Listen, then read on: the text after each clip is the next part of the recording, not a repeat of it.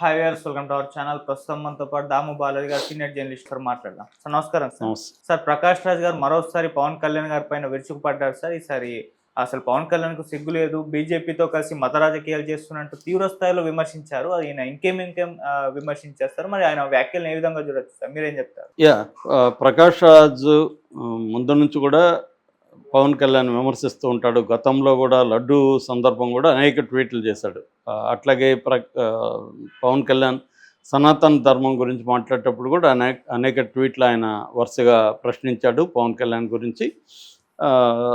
అంటే అభివృద్ధి, ప్రజలకు సంక్షేమం ఇలాంటి ముఖ్యం, కానీ మతం అనేది ప్రైవేట్గా ఉండాలనేది ప్రకాష్ రాజ్ మాట్లాడేది. ఆయన ఒక్కడే కాదు, ఈ విషయంలో చాలామంది కూడా ఏంటంటే మతాన్ని మీరు రాజకీయం చేయకండి, మతాన్ని ప్రైవేట్గా ఉంచండి, ఎవరి మతం వాళ్ళకి గొప్పది, ఎవరి దేవుడి భక్తి కావచ్చు, మత విశ్వాసాలు కావచ్చు, ఎవరి వాళ్ళకి గొప్పవి, దాన్ని మీరు పోటీలు పెట్టి ఒక మతం గొప్పది ఇంకొక మతం గొప్పదని రాజకీయాలకు వాడుకొని మా ప్రజల మధ్య కలహాలు రేపి చంపుకునేటట్టుగా చేయొద్దనేది చాలామంది చెప్తున్నారు.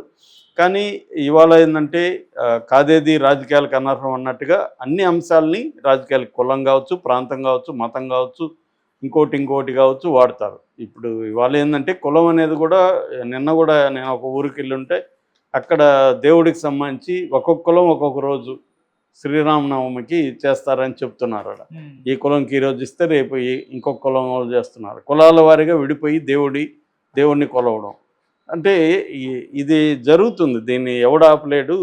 కాకపోతే ఏంటంటే ప్రకాష్ రాజ్ వాళ్ళ వాయిస్లు కూడా ఇంపార్టెంట్.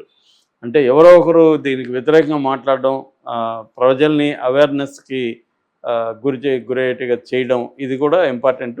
సో ఈ కాంటెక్స్లో గతంలో కూడా ప్రకాష్ రాజ్ పవన్ కళ్యాణ్ మీద మాట్లాడినప్పుడు తమిళ్లో ఒక పుస్తకాన్ని రిలీజ్ చేస్తున్న సందర్భంలో ప్రకాష్ రాజ్ అక్కడ అప్పుడే డిప్యూటీ సీఎంగా వచ్చిన ఉదయనిధి స్టాలిన్ని ఇక్కడ డిప్యూటీ సీఎం పవన్ కళ్యాణ్ని కంపేర్ చేస్తూ ఆయన ఈ డిప్యూటీ సీఎం ఏమో సమానత్వం కోసం పోరాడుతుంటే మాకు ఒక ఆయన డిప్యూటీ సీఎం ఉన్నాడు, ఆయనేమో సనాతన ధర్మం అంటూ పిచ్చి మాటలు మాట్లాడతాడు అన్నట్టుగా ప్రకాష్ రాజ్ అప్పుడు కూడా మాట్లాడాడు, కంపేర్ చేస్తూ కూడా. సో ఈ కాంటెక్స్లో ఇప్పుడు కొత్తగా మళ్ళీ ప్రకాష్ రాజు ఒక సన్ టీవీకి ఒక ఇంటర్వ్యూ ఇచ్చాడు. ఆ ఇంటర్వ్యూలో పవన్ కళ్యాణ్ని సిగ్గులేని రాజకీయ నాయకుడు అని అభివర్ణిస్తూ ఆయన మాట్లాడాడు. ఆయన ఏ కాంటెక్స్లో మాట్లాడాడంటే పవన్ కళ్యాణ్ గతంలో చెగువెరా, గద్దరు, తర్వాత పెరియారు వీళ్ళందరి గురించి వాళ్ళే నా ఆదర్శం, చెగువెర పెద్ద ఫోటో పెట్టుకోవడం, చెగువెర నా ఆదర్శం అనడం, ఇవన్నీ చేశాడు. ఇప్పుడేమో బీజేపీతో చేరి సనాతన ధర్మం అంటూ తిరుగుతున్నాడు. అసలు ఏమన్నా సంబంధం ఉందా?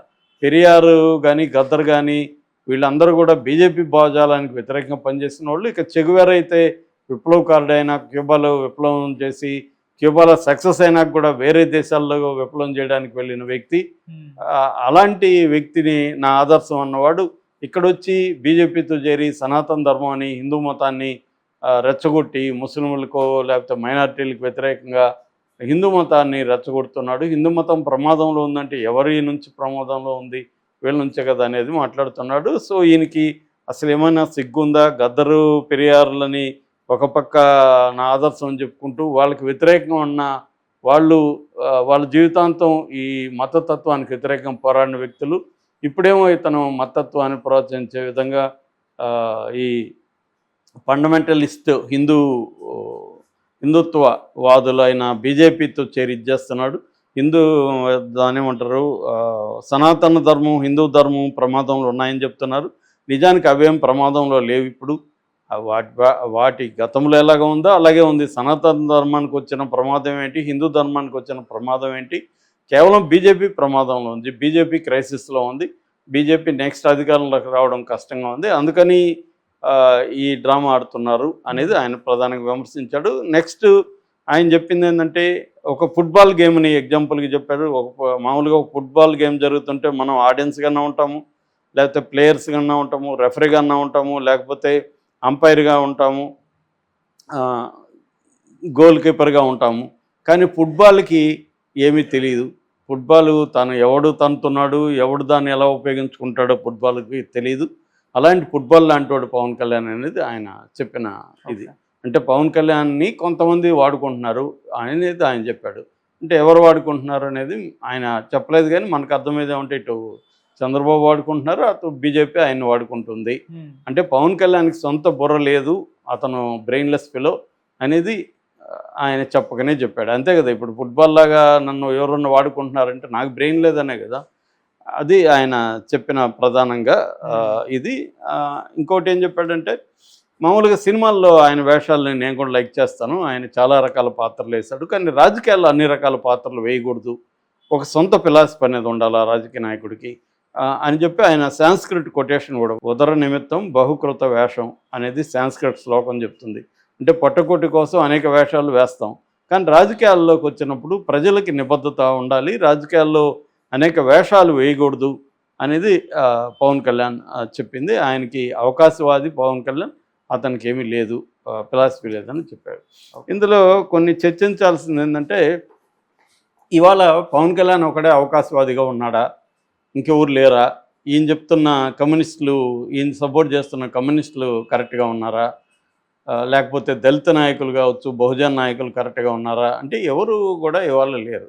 ఇవాళ ఓవరాల్గా ఎగ్జామ్ ఎక్కడో మినహాయింపులు వెరీ వెరీ రేర్గా ఉంటాయి, కానీ ఓవరాల్గా ఇండియన్ కాంటెక్స్ట్లో చూస్తే ఏ రాజకీయ నాయకుడు కూడా ఒక స్థిరమైన సైద్ధాంతిక పునాది అనేది ఎవరికి లేదు. ఇవాళ అధికారమే పరమావధిగా, ఇవాళ ప్రతి పొలిటికల్ పార్టీకి కూడా అధికారమే పరమావధి తప్ప సిద్ధాంతం పరమావధి కాదు.